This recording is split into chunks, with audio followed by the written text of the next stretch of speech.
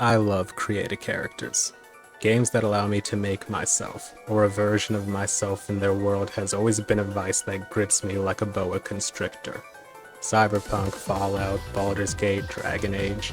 Inserting yourself in the thick of a world's story, lore, and key events has always been nothing short of an immersive experience, and being able to make choices in them that flesh out your character only enforces their validity.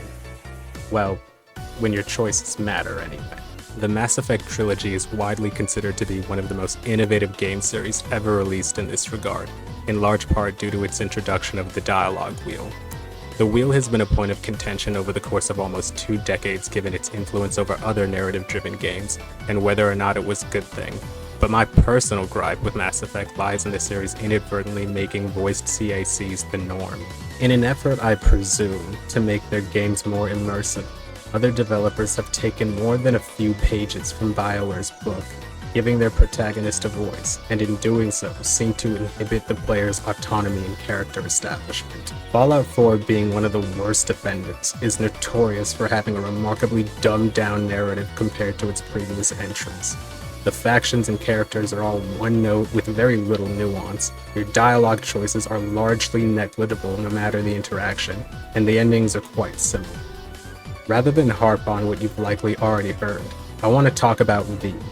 Cyberpunk differs from every game I've listed in that its story doesn't revolve around saving some kingdom, planet, or settlement. You're out to save yourself. The nature of interactions don't match the grandiose tone of Mass Effect or Dragon Age, and it shouldn't. My issue is, regardless of how merciful or callous you mold your V to be, they are incredibly passive-aggressive by nature. At their most kind, at their most curious, V has a tendency to act like a prickly asshole, and while it may be in line with the world of Night City, it can be immersion breaking given the lack of choice on the player's part, and in some instances not make much sense. Later in the game, you come to meet Hanako Arasaka, potential heir to the corporation of her last name. If you chose the Corpo life path, then it's already established that you used to work for Arasaka. Now, if you used to work for Arasaka and you display some desire to be brought back into the fold, why would you talk so recklessly to your potential employer? All the board members knew. Not one soul even slightly interested in the matter believed in the poisoning. Details were disparate, inconsistent. You knew, but didn't do a thing about it? Why? Suddenly sprout a conscience just yesterday? Sounds like you want to avenge dead old dad. Cyberpunk shares another issue reminiscent of Bioware titles, in that the dialogue options don't always accurately display what your character is going to say. Panam. Listen, I have a plan. And I don't care. The car and the merch, that's what we were after. We got him. 6th Street away Just forward. listen to me, for fuck's sake! How would anyone guess that's what V would say? In stark contrast, New Vegas gives you complete control of your character from front to back.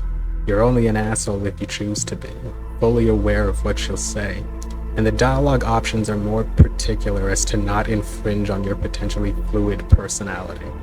I also love how certain perks add dialogue options to display your expertise in a certain craft. I recognize that voice acting doesn't necessarily correlate to lesser dialogue or vice versa. Skyrim, as fun as it is, wasn't exactly an interactive marvel even for its time. And I've never played Starfield, but from what I've heard, its story is about as intriguing as Fallout 4's, which is to say, not at all. This all stems from my concern over Dragon Age the Veilguard.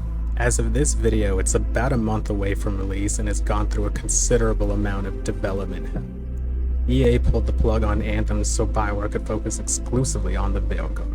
Apparently it was rebooted a few times internally, partially because of EA's failed attempt to give it live service attributes.